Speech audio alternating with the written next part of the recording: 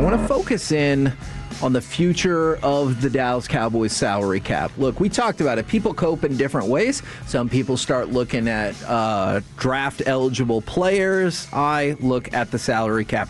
And part of the reason is, if we can go to cut number 7, during his interview with Sean and RJ yesterday, Jerry spoke about the future of their salary cap. We've got some great draft picks ahead of us, and we've got some salary cap room to pay it. That's the reason we've made some of our decisions we've made.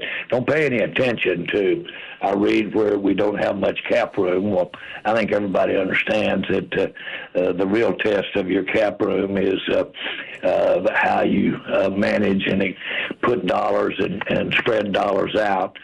We've got more spread out room than we would have had or we've had in the past. All right. Spread out room. Spread out room. So I decided to start taking a look. There's a couple of different sources that have helped me out with a few aspects of this, including Spotrac and Over the Cap. Over the Cap right now has the Dallas Cowboys at minus $48 million in salary cap room for 2026. When you hear that, it sounds astonishing. It does. And it sounds like you're screwed. But I have good news. You're not screwed. But we need to figure out some things, okay? All right. So let's start with this. Dak Prescott, CeeDee Lamb, and Tyler Smith. And don't worry, I've done the math for everybody. Dak Prescott, CeeDee Lamb, and Tyler Smith. All three of them have their contracts structured in a way where you can essentially just do what they call flip the switch, convert things off of base salary into signing bonus, which allows you to spread the money out quite a bit. Now, do I love that the Cowboys continue to do this with Dak Prescott? No. No, I don't. But if I'm going to have any money for you to spend, we pretty much gotta. Okay? All right. That will save you. If he's playing like at this level, that's a good point. You're pretty happy. And CeeDee Lamb and Tyler Smith are both young, very good players. I know the Cowboys hope, and probably a lot of the fan base hopes, they're going to be here for a really, really long time. So by flipping those switches on that contract, that creates $31 million from Dak, $19 million from CeeDee, and $17.6 million from Tyler Smith. All by essentially doing nothing. And that is what Jerry was making reference to when he talks about the ways they stack the contract. Now, this does push money down the road, correct? Exactly. Okay. And so with players like CeeDee Lamb and Tyler Smith, I don't think it's as concerning because you think they're going to be there for a long time. By the way, this is a method that the Eagles do all the time. If you've ever wondered how the F do the Eagles continue to always have money to buy whoever they want, it's because they push this money down the road all of the time. Now, what is the danger in that? The danger of that is you might run into a situation like Zach Martin. Zach Martin has not played on the team this year. Yes? Right. Do you know next year, in 2026, the Cowboys still owe him $17 million against the cap? I did not know that. So, actually, I did know it because you told me yesterday, right. But no. But that is the danger of doing it like this. And so, like, if you're Philadelphia and you won a Super Bowl, who cares? Right? Like, you'll be fine. You won the Super Bowl, you'll live. If you're the Cowboys and you continue to not excel in the postseason, I can see how that is very concerning to people. So the Dak one, that bothers me way more than CeeDee or Tyler Smith. But again, I think you're kind of stuck. All right. I'm going to cut 3 players for now, but we'll probably bring one of them back. Okay? Kenny Clark, Trevon Diggs, and Terrence Steele. Kenny Clark has a $21.5 million cap hit next year. But he also has no guaranteed money left on his contract. So you can move on from him and it costs you nothing. So for now, we're going to cut Kenny Clark. Okay? Trevon Diggs and Terrence Steele. Do either one of y'all have an issue with moving on from one or both of these players? Diggs, it doesn't sound like the Cowboys. It sounds very similar to Micah, where they're just like, we made our decision. So our opinion is irrelevant. Steele, his pass blocking is atrocious. Right. His run blocking is good. His pass blocking is atrocious. And I need somebody that can keep Dak standing. So while there's not a lot of great options out there right now, there are some. There might be one. I would be willing to move on from him, but I might be spending a portion of his money on something else. That is very possible. Alec, how do you feel about the concept of moving on from Trevon Diggs and Terrence Steele? Yeah, I'm right there with Cory where the Diggs thing, it feels like it's already done before it's actually done. It's just a matter of when it's officially done. So I don't mind that whatsoever, especially because that is a nice amount of money that you're moving on from as well. Yep. Terrence Steele, I've gotten to the point where I think a lot of people have, where I will go ahead and defer to the scouting department that they can find another decent right tackle. Or, hey, if you want to get somebody that is as atrocious as he is at pass blocking, find one that only costs you $750,000 per season, not millions of dollars. So, yeah, I'm totally okay with moving on from both. So let's assume you go ahead and cut Trevon Diggs and Terrence Steele. Here is another fun thing about the salary cap, and by fun, I mean stupid and confusing. So, and somebody brought up the salary cap is not real. The salary cap is definitely real, but there are like 8,000 mechanisms in place to help you subvert it, including this. So if you cut Trevon Diggs, you can save $12.5 million. If you cut Terrence Steele, you can save $8.75 million.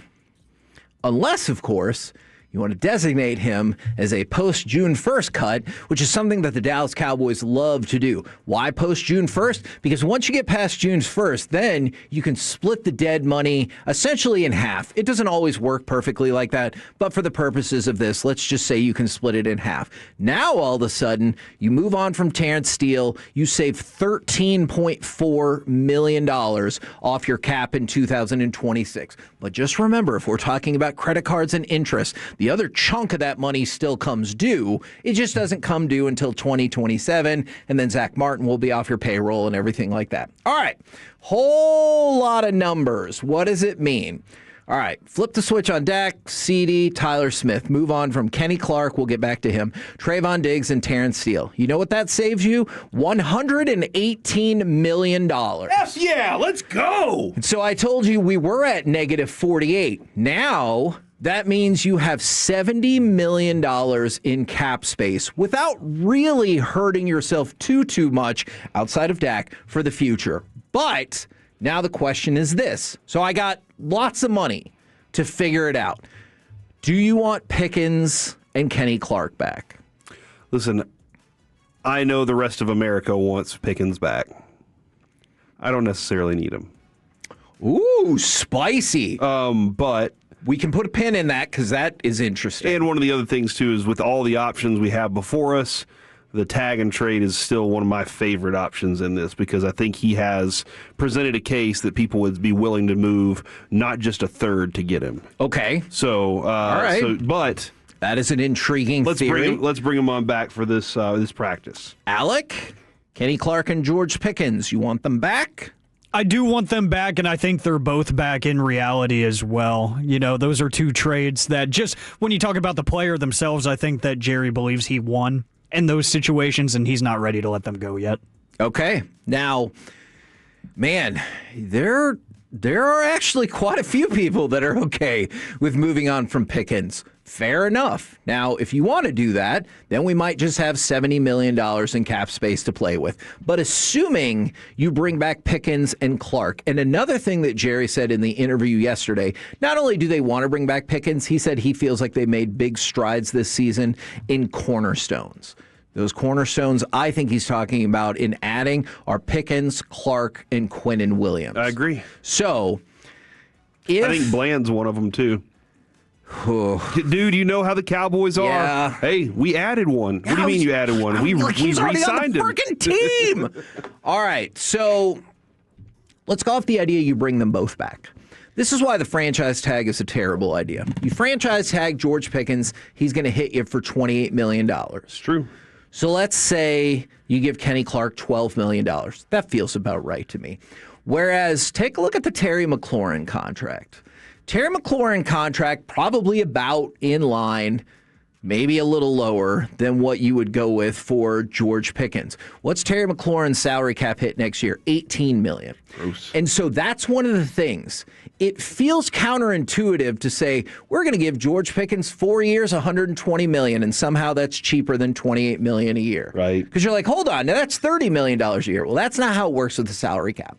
So if you were to give George Pickens a long-term extension, that's $18 million per year for 2026 and $12 million for Kenny Clark. So now we got Pickens back, we got Clark, and we've gotten rid of Diggs and Steele. And I still have $40 million in cap space for you to spend. And keep in mind, the Cowboys only have 4 draft picks. I believe it's only 4 coming up. Now, there are other options. If you want to move on from Malik Hooker, Logan Wilson, Jonathan Mingo, if you want to extend Quinnen Williams, that can get you more money along the way. But my point is, that's $40 million I have that you can spend going into the offseason. Now, will the Cowboys take advantage of that and pick up actual factual starting players?